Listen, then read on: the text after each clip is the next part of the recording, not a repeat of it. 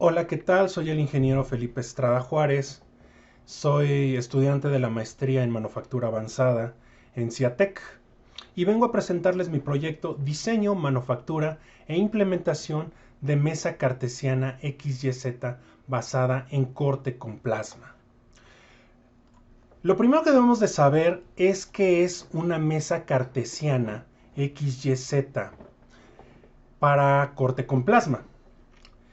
Imagínense que ustedes tienen un diseño en cualquier software de dibujo mecánico que ustedes quieren llevar a la realidad.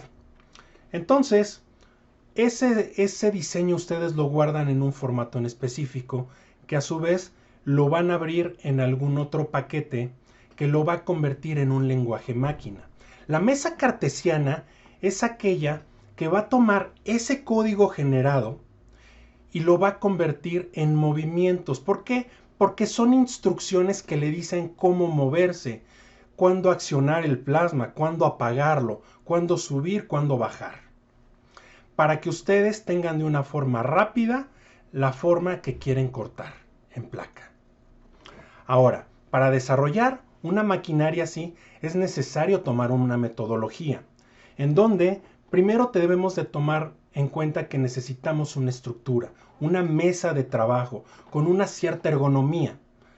Luego vamos a necesitar sistemas de deslizamiento que se van a mover en los ejes X, en los ejes Y y en el eje Z. Vamos a necesitar un sistema de potencia para mover todo el arma, para toda la estructura, para poderla mover. Y ahí van a entrar los motores. Vamos a necesitar controlar esos motores. Y ahí es el sistema de control, un sistema digital. Posteriormente vamos a integrar todos los sistemas, la mesa de trabajo con las guías, los acoplamientos de las guías lineales con el eje X, y se van a usar también módulos de control y la forma de cómo acoplarlos con los motores y que estos se muevan de acuerdo a como uno quiere. Luego vamos a tener lo que es la validación. Ya una vez que esté construido, vamos a poder hacer pruebas físicas. Para empezar, entonces, el diseño mecánico de la estructura primero fue basada en los percentiles, que son datos antropométricos que nos van a decir cómo va a estar más cómodo el operador, cómo vamos a hacer que sea más eficiente y se canse menos, por lo cual sea más rentable. Después, para la construcción se va a usar perfil tubular rectangular o PTR, como el que tenemos en la imagen. Y ya cuando se está manufacturando el proyecto, se puede alcanzar a ver que aquí tenemos algunos soportes extras que se mandaron maquinar, se mandaron tornear de forma precisa para garantizar el paralelismo de las guías que posteriormente se van a comentar. Después, ya una vez que se tiene la estructura, hay que elegir unas guías de los dos tipos que tenemos. Son las guías lineales cuadradas, que en este caso nosotros las usamos para el eje X y el eje Y, porque esto nos garantiza la mayor precisión que hay en el mercado. También usamos las guías redondas solamente para el eje Z, las cuales, como no necesitamos tanta precisión porque solo sube y baja, fueron las que mejor nos convinieron. Además, tenemos que ver el sistema de potencia y ahí nos enfocamos a los motores. Usamos motores NEMA, motores a pasos, en donde existen tres tamaños, el 17, el 23 y el 34, con un torque de 0.04 Nm, de 3 y de 12 Nm. Nosotros usamos para el eje Z el NEMA 23 porque no necesitamos tanta fuerza. Sin embargo, para los ejes X y Y, que necesitamos mover una cantidad mayor y además vencer la inercia de ese peso, se optó por un torque de 12 Nm. Además, tenemos un paso de 1.8 que nos da un total de 200 pasos por vuelta. Ahora, los motores que se usaron fueron estos. Este es el NEMA 23 y aquí tenemos el NEMA 34. Vean cómo los tamaños cambian porque sus capacidades cambian. Para controlar dichos motores se usaron drivers. ¿Pero qué es un driver? Un driver regula el movimiento de los motores a pasos. Pueden enviar desde 200 pasos hasta, en una configuración de micropaso, pueden enviar 51.200 pasos por vuelta. El voltaje de operación es entre 30 volts y 100 volts.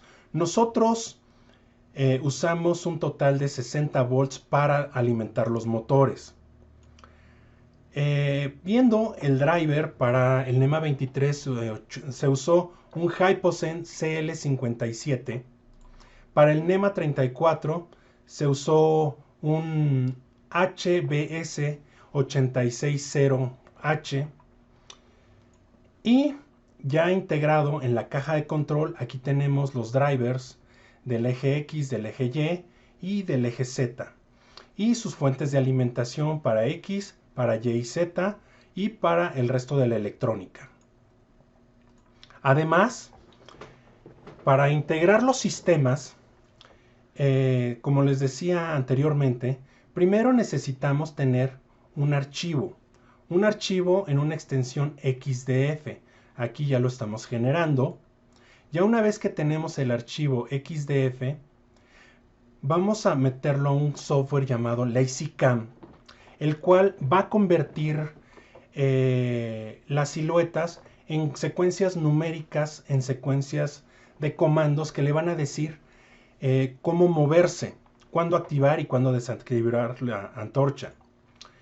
Para que ya tengamos ese código G que se generó en el paso anterior y lo metamos en el software Match 3, que es el que va a indicar cómo se va a mover la máquina. Además, vamos a tener una etapa de validación donde tenemos el modelo virtual, que es el dibujo que se hizo en CAD, y después se va a tener un trazo real. Aquí ya tenemos el trazo de la máquina para que nosotros obtengamos unos resultados.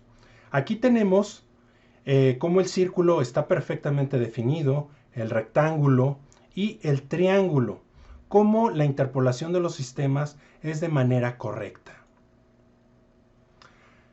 Para las conclusiones, se tiene que tomar en cuenta que para llevar una transición de un dibujo CAD a un modelo físico funcional, se tienen que tomar varios factores. De hecho, se tiene que contemplar lo más posible, adelantar lo más posible el software, el dibujo en el software, y además estar en perfecta comunicación con la parte de manufactura para que se pueda llevar a buen término como se hizo en este proyecto. Sin más, fue un gusto presentarles este proyecto. Muchas gracias.